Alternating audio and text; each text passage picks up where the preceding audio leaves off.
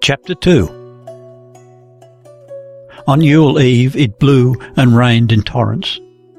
'Twas no fit weather for sleighing, so Kristin had to stay at home when Erland and the housefolk rode off to midnight mass at Bergsea Church.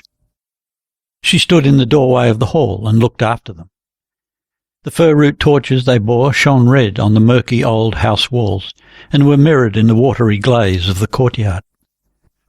The wind took the flames and blew them flat out sideways. Kristin stood till the noise of their going died away in the night. Within, in the hall, tapers burned on the board.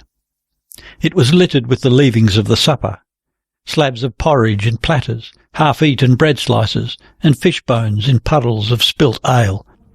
The serving maids, who were to stay at home, had laid down already in their resting places on the floor straw.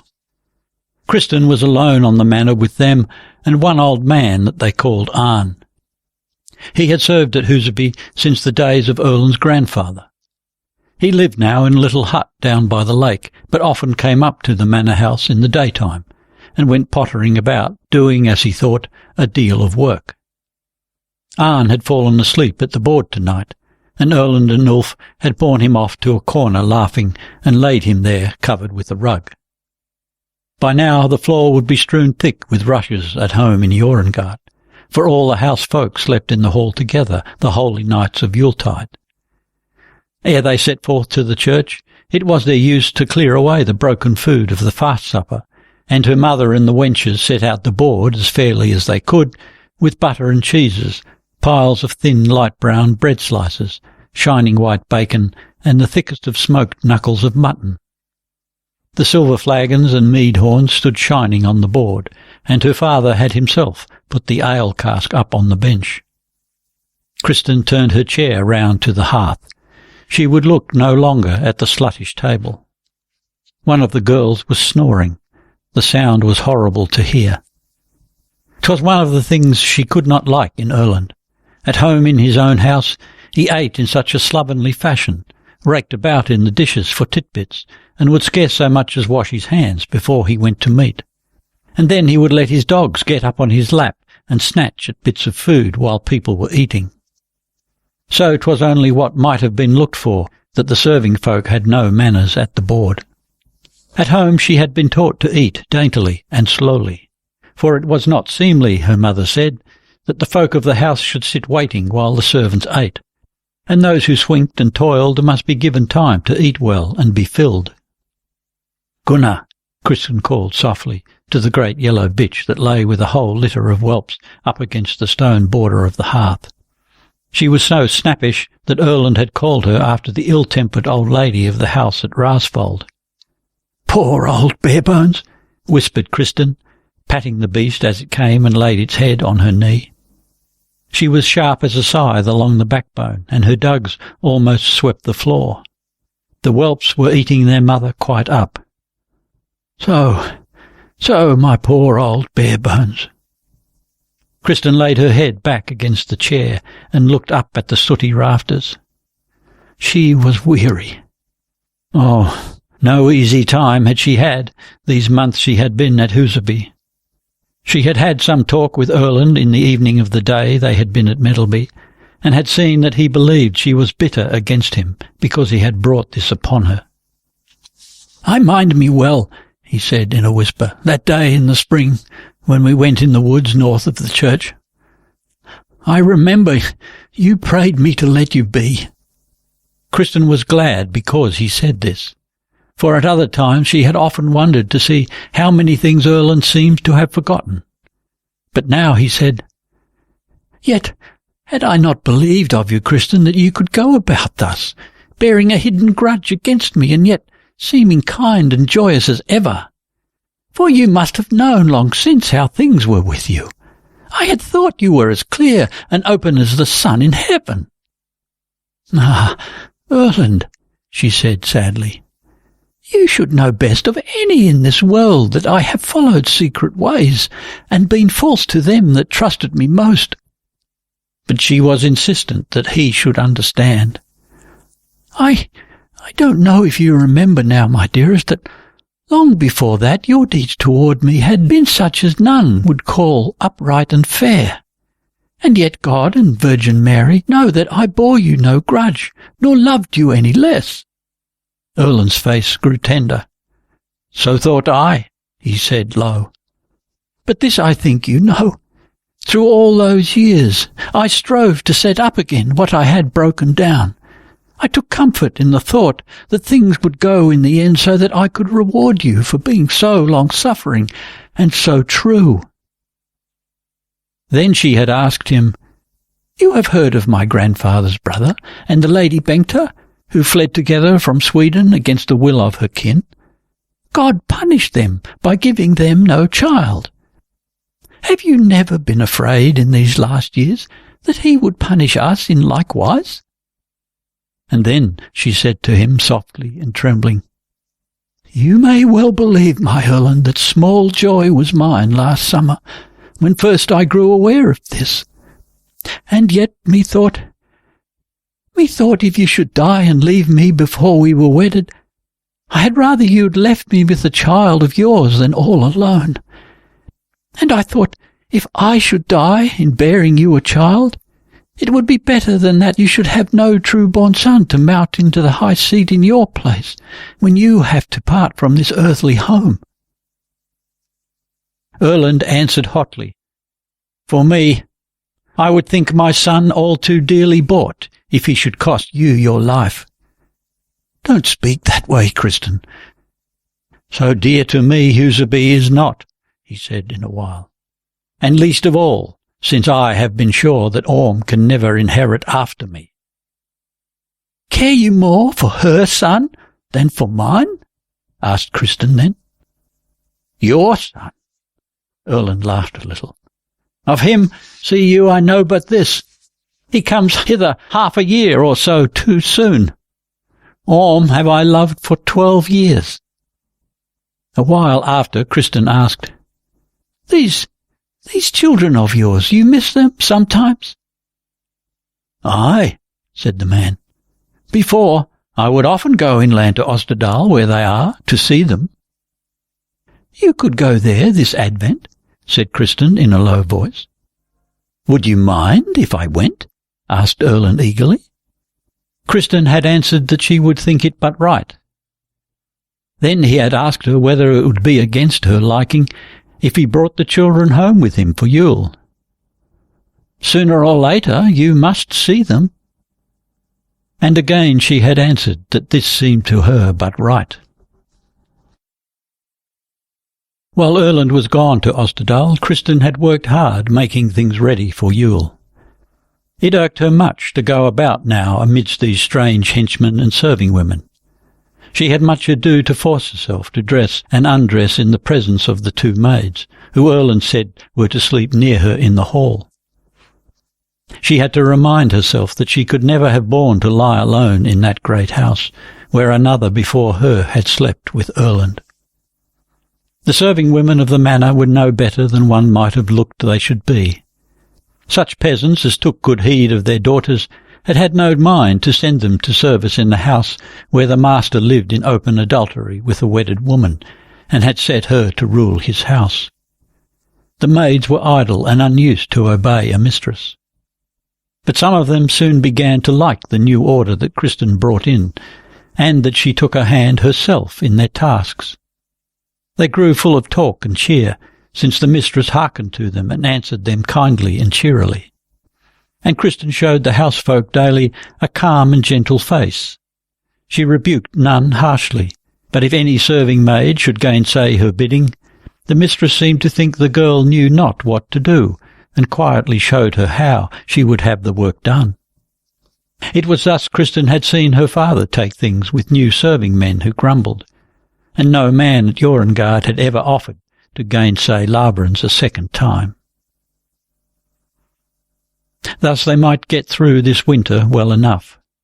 Later she must contrive to get rid of the women that she could not come to like, or that she could not bring into shape. One piece of work there was that 'twas beyond her to take in hand, except when she was free from the eyes of these strangers. But in the mornings when she sat alone in the hall, she sewed on clothes for her child, swaddling clothes of soft wadmal, bands of bought stuff, red and green, and white linen for the christening gown. While she sat sewing on her seam, her mind was tossed about between fear and trust in the holy friends of mankind she had prayed to intercede for her. True, the child lived and moved within her now, so that she had no rest night or day. But she had heard of children born with a belly where their faces should have been, or with heads turned backwards, or toes where the heels should be. And she could see before her eyes Svein, who was bluish-red over half his face, because his mother had taken fright at a fire. Then she would throw down her seam, go and bend the knee before the picture of the Virgin Mary, and say 7 Aves. Brother Edvin had said that God's mother was filled with exceeding great joy each time she heard the angel's greeting, even if it were in the mouth of the vilest sinner.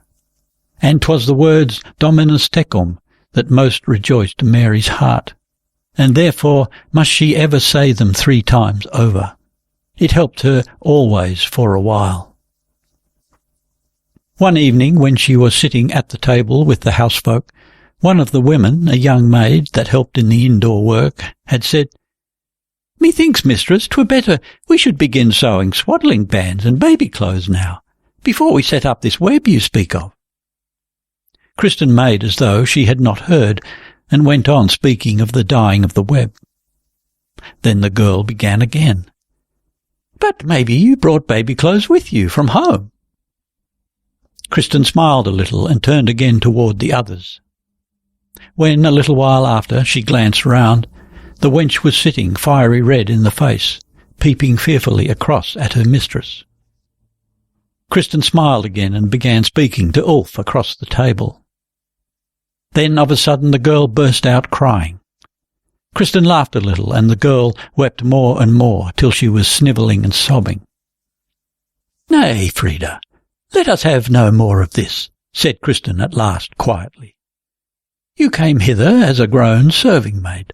Try now not to behave like a baby girl." The maid whimpered. She had not meant to be saucy. Kristin must not be wroth. "No," said Kristin, still smiling. "Eat your supper now and weep no more. We have none of us more wit than God hath been pleased to grant us." Frida jumped up and ran out, sobbing bitterly. Afterwards, when Ulf Haldarsson stood talking with Kristin of the work to be done next day, he said with a laugh, "Erland should have betrothed him to you 10 years ago, Kristin. Then things would stand much better with him now in every way." "Do you think so?" said she, smiling as before. "In those days I was but 9 winters old. Think you Erland was the man to go around waiting long years for a child bride?" Ulf laughed and went out. But that night Kristin lay awake, weeping tears of loneliness and shame. Then Erland had come home, the week before Yule, with Orm, his son, riding at his father's side.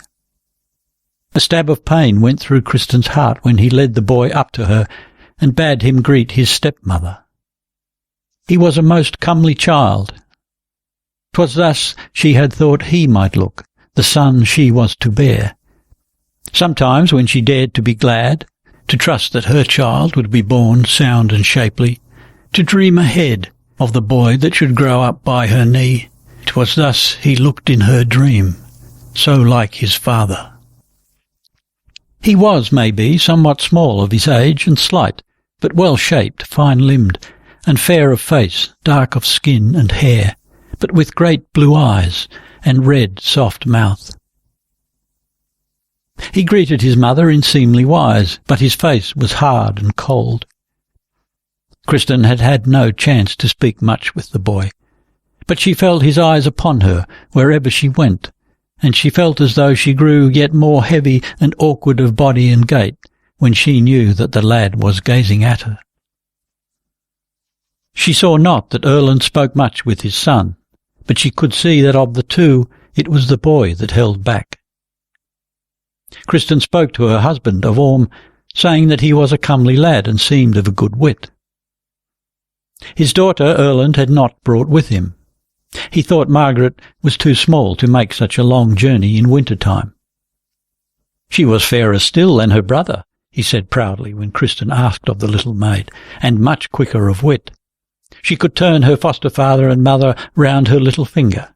She had gold-yellow curling locks and brown eyes. Then she must be like her mother, Kristin thought. In spite of herself, jealousy gnawed her heart. Did Erland love this daughter of his as her father had loved her? His voice had been so soft and warm when he spoke of Margaret. Kristin stood up now and went to the outer doorway. It was so dark outside and so heavy with rain that neither moon nor stars were seen. She thought, though, it must be nigh on midnight now. She brought in the lantern from the outer room and lighted it, and then she threw her cloak round her and went out into the rain. "In Jesus' name," she whispered, crossing herself 3 times as she stepped out into the night. At the top of the courtyard stood the priest's house. It was empty now. Though Erland had long since been freed from the band, no priest had yet come to dwell at Husaby. Now and then one of the chaplains from Orkadal would come over and say Mass, but the new priest appointed to the church was in foreign parts with Master Gunulf. It seemed they had been school friends. They had been looked for home the last summer, but now Erland said they could scarce be there before the late spring. Gunulf had had the lung sickness in his youth. He could scarce travel in the winter-time. Kristin let herself into the cold, empty house and found the church key. Then she paused a while. The ground was a slippery glaze. There was pitch darkness and wind and rain. 'Twas a parlous thing for her, as she was now, to go out at night-time, and most of all on Yule Eve, when all evil spirits are in the air. But she could not give it up. She must come into the church. "In the name of God the Almighty, I go forth here," she whispered out into the storm. Lighting herself with the lantern, she set her feet with care where grass tufts and stones showed above the ice crust. In the dark the road to the church seemed long, but at last she stood on the threshold stone. Inside it was bitter cold, much colder than outside in the rain. Kristin went forward to the chancel and knelt down before the crucifix, which gleamed dimly in the darkness above her. When she had said her prayers and risen up, she stood still a little. It was as though she had looked that something should befall her. But nothing happened. She was cold and afraid in the dark, desolate church. She crept up to the altar and turned her light on the pictures. They were old, harsh, and ugly. The altar table was of naked stone. Altar cloths, books, and vessels she knew were locked away in a chest. In the nave was a bench running along the wall. Kristin went down and sat on it, placing her lantern on the floor. Her cloak was wet, and her feet were wet and cold. She tried to draw up one foot under her, but it hurt her to sit so. So she wrapped her cloak well about her, and strove to gather and fix her thoughts on this one thing, that now was come again the holy midnight hour, when Christ himself had been born of Virgin Mary in Bethlehem. Verbum caro factum est et habitabit in nobis. She remembered Sira Aric's deep, clear voice, and Audun, the old deacon, that was never to be anything but deacon, and their church at home, where she stood by her mother's side and heard the Christmas Mass. Every single year she had heard it. She tried to remember more of the holy words, but she could think of nothing but the church and all the well-known faces. Farthest in front, on the men's side, stood her father, and gazed with far-off eyes into the blaze of light from the choir. 'Twas so unbelievable that their church was no more. It was burnt down.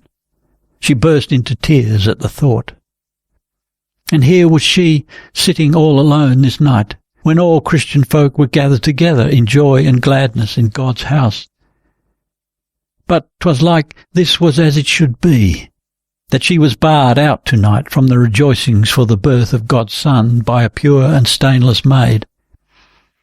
Her father and mother were surely at Sundeby this Christmas, but there would be no Mass tonight in the chapel there.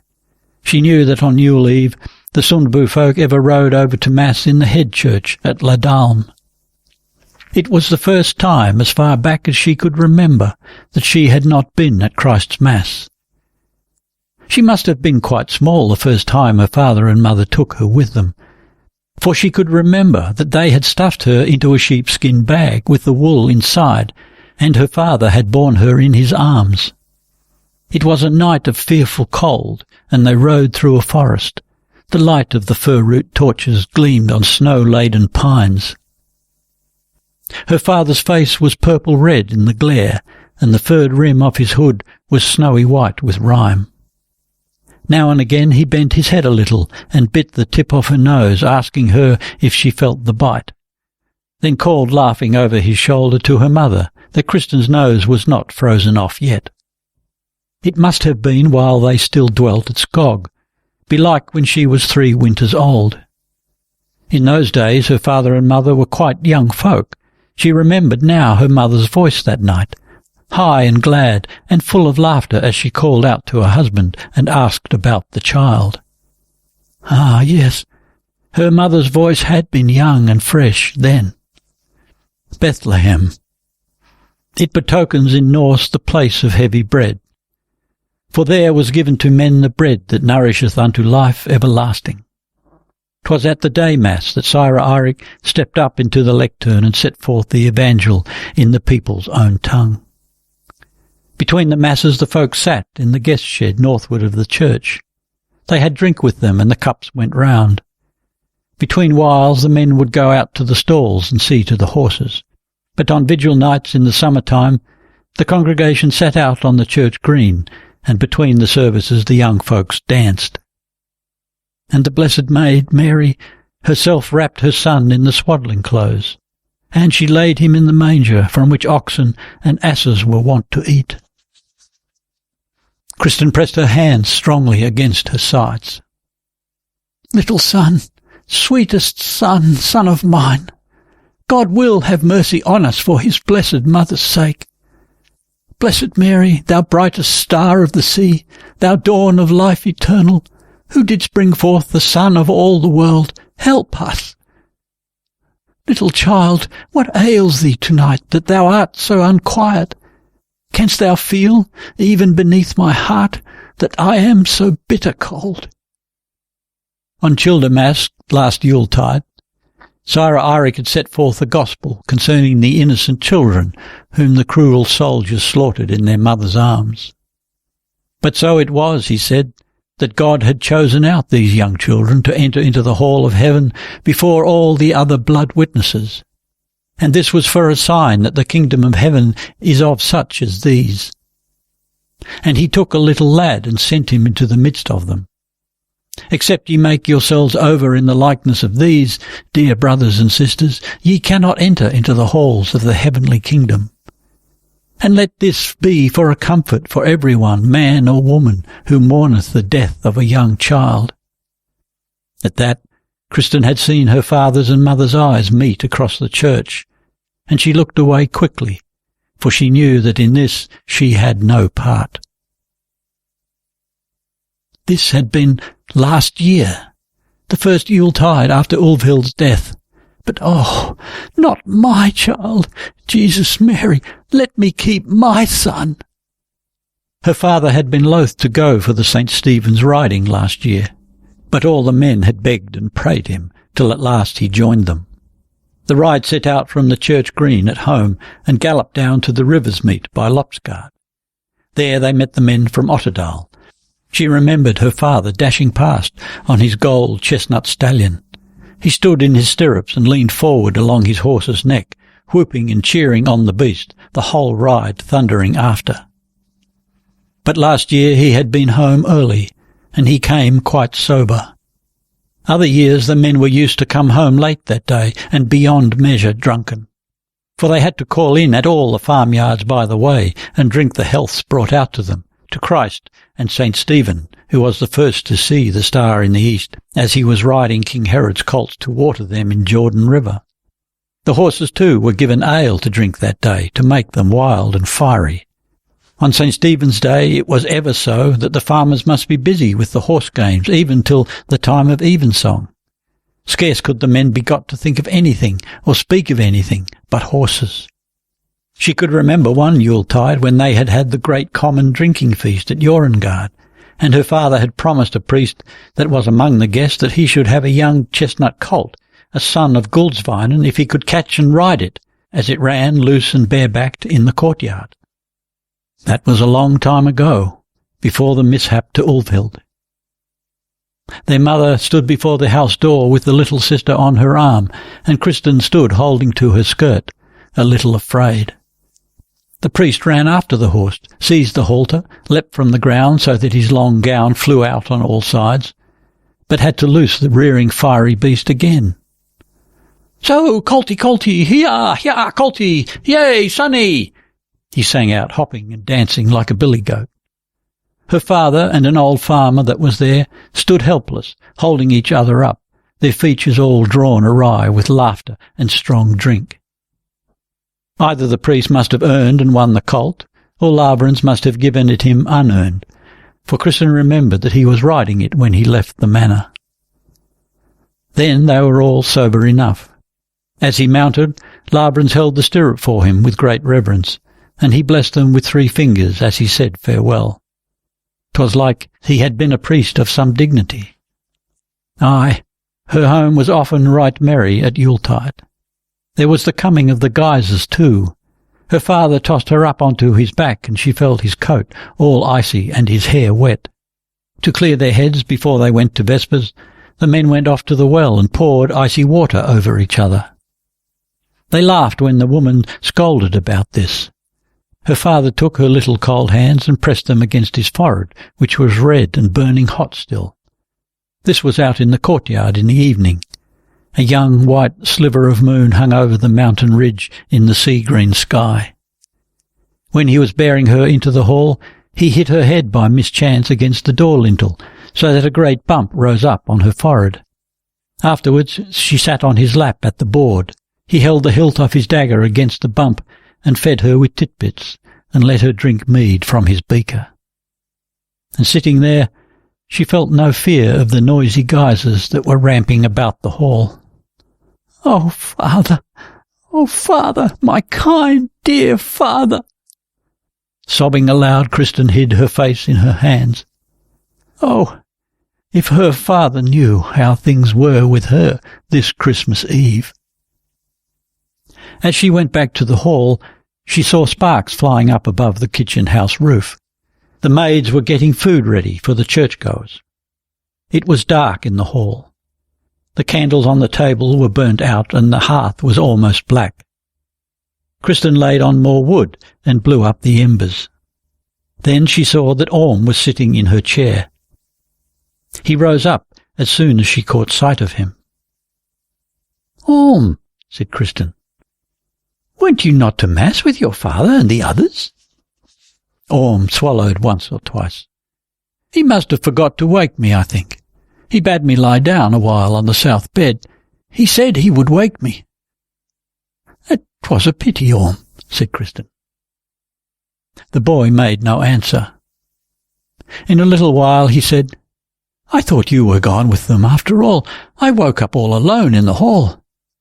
"I was over a while in the church," said Kristin.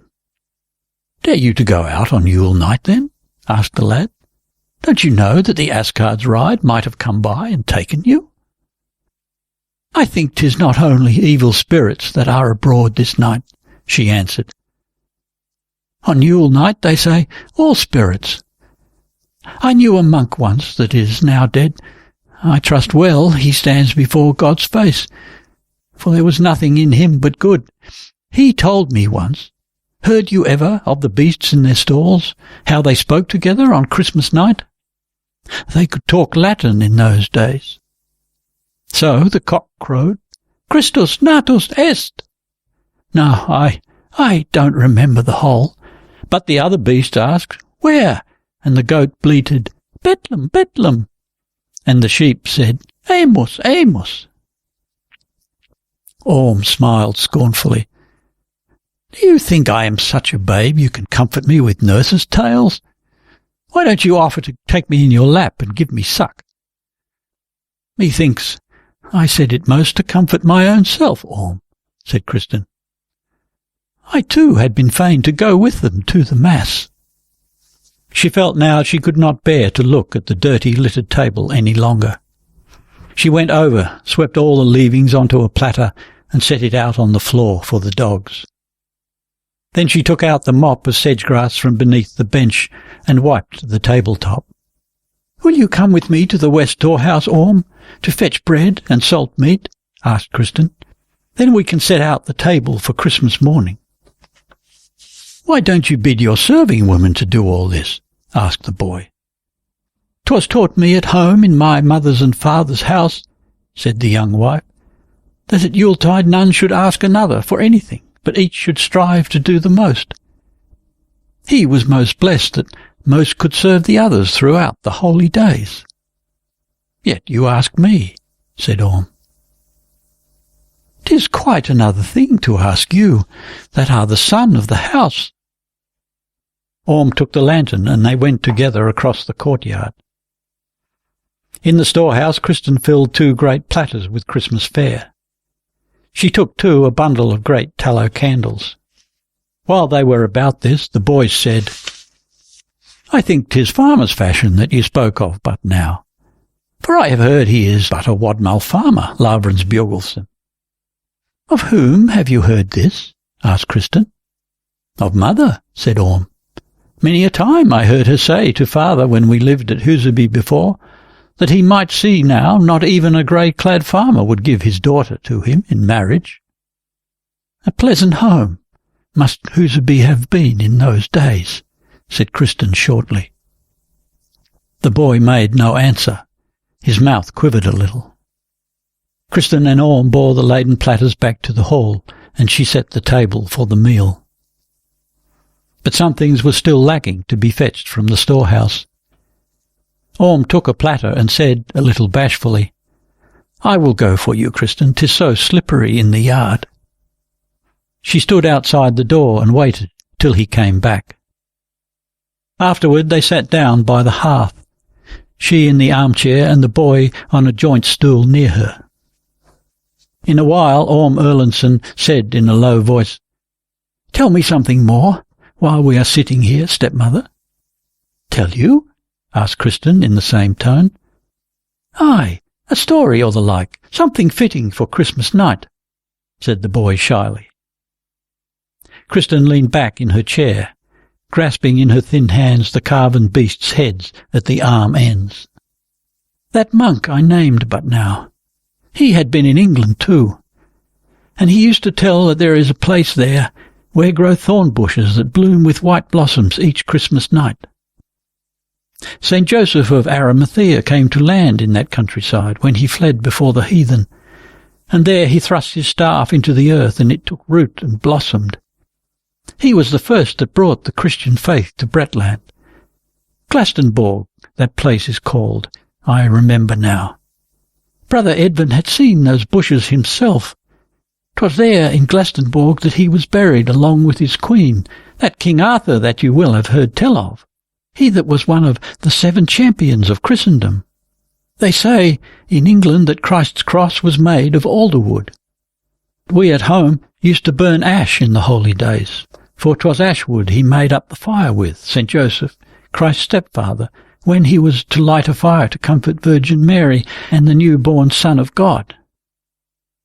Father heard that too of Brother Edmund. But there is little ash grows here north of Dover, said the boy. They used it up in the old times for spear shafts, you know. I know not of one other ash on all the lands of Husaby, but the one that stands by the eastern yard gate. And that one father cannot cut, for the brownie of the yard dwells under it. But, Kristin, I think they have the Holy Rood itself at Romaborg. Surely they can find out if 'tis true it's made of alder wood. Aye, said Kristin, I know not if it be true. For you know 'tis said that the cross was made of a shoot from the tree of life that Seth was given grace to fetch from the Garden of Eden and bear home to Adam before he died. Aye, said Orm, but tell it to me. A while after Kristin said to the boy, 'Twere well you lay down now, kinsman, and slept a while. It will be long yet till the church folk are back. Orm stood up. We have not pledged each other yet as kin, Kristin Lavransdatter. He went and brought over a drinking horn from the table, drank to his stepmother, and handed her the horn. She felt as though an icy stream ran down her back. She could not but remember that hour when Orm's mother would have drunk with her. And the child in her womb moved unquietly. How is it with him tonight? Thought the mother. It was as though the unborn babe felt all that she felt, was cold when she was cold, shrank in fear when she was afraid. But since 'tis so, I must not be weak, thought Kristin. She took the horn and drank to her stepson. As she gave it back to Orm, she passed her hand lightly over his black mane of hair. No, she thought, to you I will be no hard stepdame, to be sure, thou fair, fair young son of Erland's. She had fallen asleep in her chair when Erland came in and flung his frozen mittens on the table. "Are you come back already?" asked Kristin, wondering. "I thought you would have stayed for the morning mass." "Oh, 2 masses will serve my turn for a long time," said Erland. The cloak that Kristin took from him was heavy with ice. "Aye, now 'tis clear again and freezing hard." "'Twas a pity you have forgot to wake Orm," said his wife. "Was he vexed about it?" asked the father. "'Twas not that I forgot either," he said in a low voice, "but he was sleeping so sound that I thought, you may be sure the good folk gaped at me enough in church for that I came there without you. I had no mind, on top of that, to go forward with him at my side." Kristin said nothing, but the words hurt her. She could not think that this was well done of Erland.